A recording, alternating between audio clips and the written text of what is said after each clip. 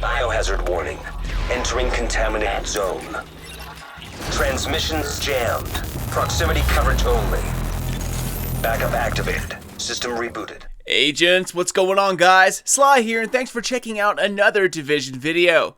Looks like Last Stand Update is churning out some pretty sweet ideas, and I cannot wait to see what they all bring into the final build. Now, some of you out there might be wondering why I haven't been making that many Division videos as here of late. Well, that's because I find this whole PC-only test realm, kind of cheap. I mean, I'll still cover the game and whatever it goes through, but I hate the fact that they drop completely everything in the test realm. I mean, like 100% of the DLC is on the test realm. And since it's PC only, the console players get screwed by not only being barred for playing it, but they watch other people play the entire thing, spoiling everything for them for like months. And then they get to play it. I mean, what's the fun in that? They already know how to beat everything. The best weapons, the best setups, those are already determined. And the only new PvE activity has been beaten countless times. Same goes for the new PvP activity. So by the time it does release, what's so new about it? I mean, you've already seen everything, just not played it. So the story is ruined, trying out new weapons is ruined, you already know what to do, and I find that the opposite of what DLCs are supposed to be. I mean, sneak peeks, those are cool for a day or so, but now that the entire DLC is laid out, and to me, guys, it's a thing of the past already, and it's already getting old. I mean, so what's the fun of that when it finally releases? So, I haven't been covering it all that much because I'm not really a fan of this new way they release DLCs. Updates, absolutely, but complete DLCs, man, no way. Nonetheless, I will be getting back into the usual swing of reviews and guides, stuff like that, but right now, I'm waiting until it actually releases. Anyways, sorry for the rant there, guys. It's Saturday, February 11th, and this is your Division Weekly Weapon Restock Guide. So as always, we're heading into the base of operations, and we're going to check out the armory first. Then we'll head downstairs and finish up. So let's hop in and take a peek. So, like I said before, I'm not going to cover any more sidearms, and that means the first weapon this week is one of my favorite SMGs in the game, the Navy Mp5N. Priced at a sweet $1.7 million, and look at this, guys, 39% critical hit damage. That's the most I have ever seen. And now that makes me feel kind of stupid because I thought 38% was max. Anyways, 800 rounds per minute with 32 in the mag. We have Determined, Vicious, and Brutal, which is pretty damn good, guys. Reroll for Responsive or Accurate, Fierce, something like that. You'll have yourself a God Roll MP5. Next, we're checking out a military G36 and an awesome 23% armor damage. 750 rounds per minute with 30 in the mag. Talents are Brutal, Unforgiving, and Focused, which is pretty decent as well. Focused is good, but who doesn't use talents, right? So if you could swap it out for Destructive, maybe even Accurate, another damn good weapon. Alright, next we have a tactical SASG 12K. 232.5% staggered, 180 rounds per minute with 7 in the clip.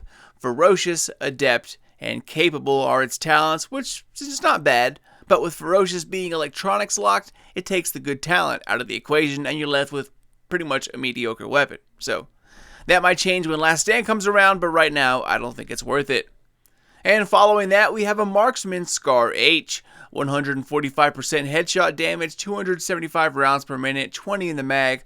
Harmful, Talented, and Predatory are its talents. But if you're looking for a Scar H, there's a better one coming up here in a little bit. And wrapping it up here, we come to a classic M60. 12% damage out of cover, great damage overall at 500 rounds per minute with a buttload in the mag, 100 bullets. Unforgiving, Capable, and Vicious are its talents, which are actually pretty good overall. With that damage and a little help from a rate of fire mag mod, this thing could be quite effective. So, take that as you will, and alright, well that's all we have up here, guys. Next, let's head downstairs and check out the special equipment vendor first, and then we'll see what the blueprints guy has for us also. Hopefully, a Famas blueprint. I mean, how sweet would that be, right? Hey, Mish, just slip that in the game, like undercover, Anyways, let's take a look, guys, and ta-da! There it is, the Famas. Welcome back, my friend. Alright, we'll get to him in a second, but first, let's start from the top with the 93R. And yes, I know, I told you I would skip sidearms, but come on, the 93R, that's one of two exceptions. Alright, well, it comes in at 1100 rounds per minute, 20 in the mag, expert in commanding are its talents. Of course, you're going to reroll commanding. I'd go for something like responsive, brutal, the usual. Alright guys, well let's move along here, and next we have ourselves an Army Universal Gewehr A3 Para XS. Jeez, for 1250 Phoenix credits. Pretty shitty 29% crit damage, but this thing's talents are where it's at, as you're about to see. Now we do have a mediocre damage roll here, unfortunately, but it has 725 rounds per minute, 25 in the mag. Talents are vicious, ferocious, and fierce. That, my friends, is one beast of a PvE SMG. The only problem is that the intrinsic 29% critical hit damage is pretty low, and the damage roll itself isn't that great as well, and that brings down the gun itself, but the talents are absolutely boss.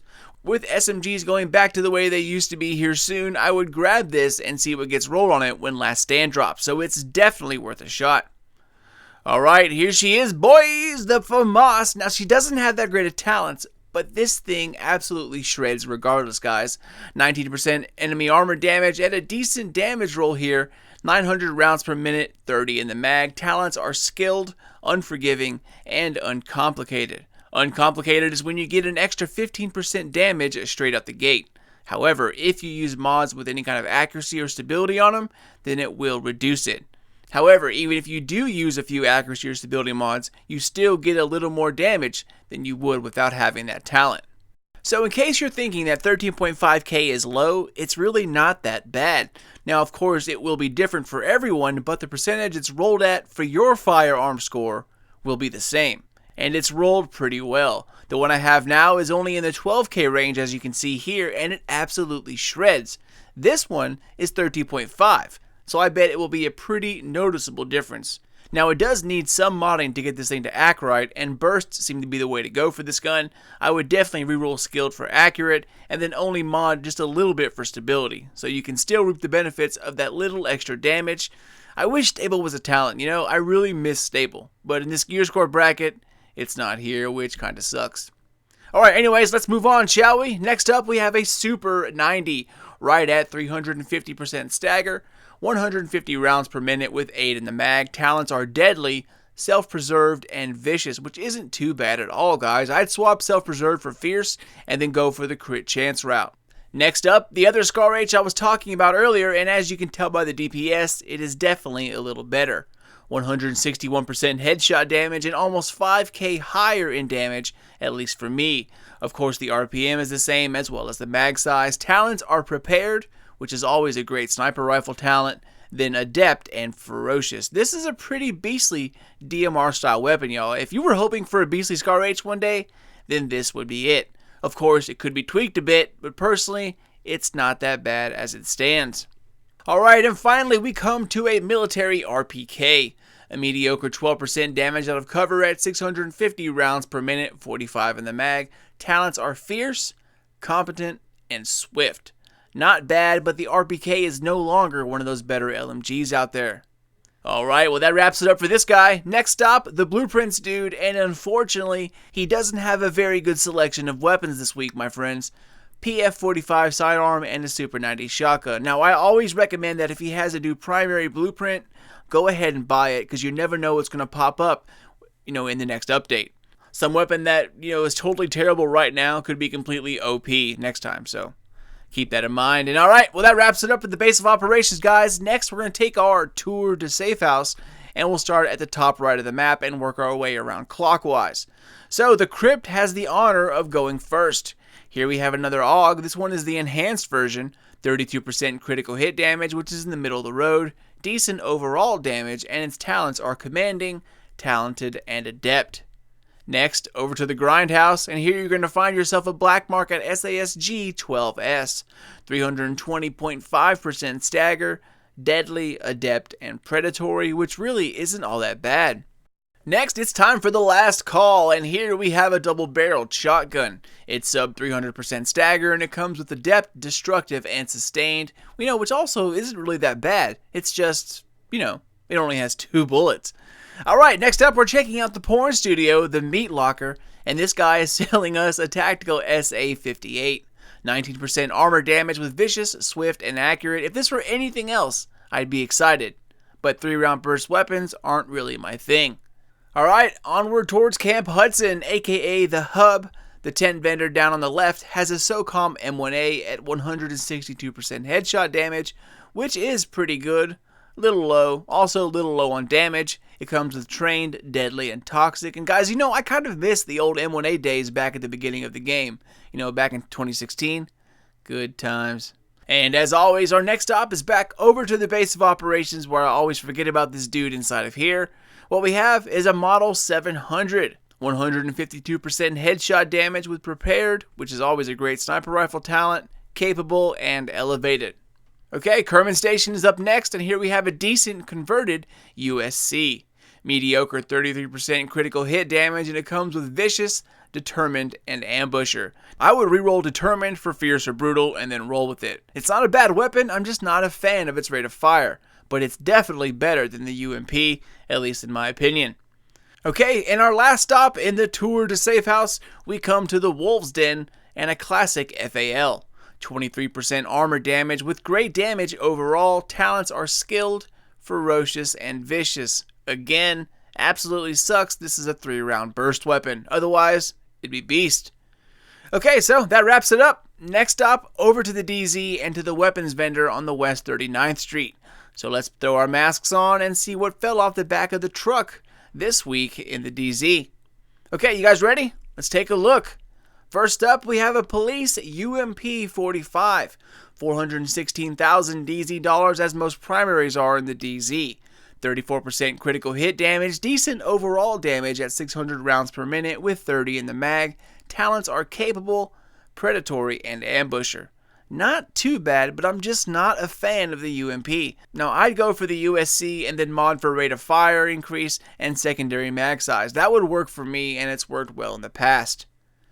Alright, next up we have one of my favorite ARs in the game, the lightweight M4.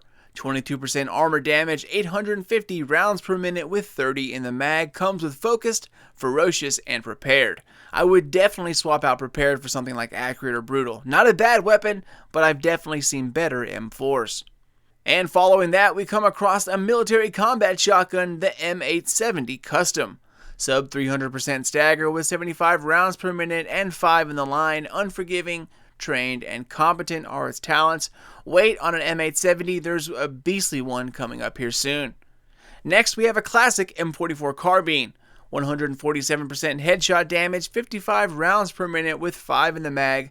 Comes with trained, cool-headed, and meticulous. And then last but not least, a custom L86A2. 13% damage out of cover, 610 rounds per minute with adept, capable, and brutal. Not too bad, but just like the RPK guys, the L86 just isn't the beast that it used to be.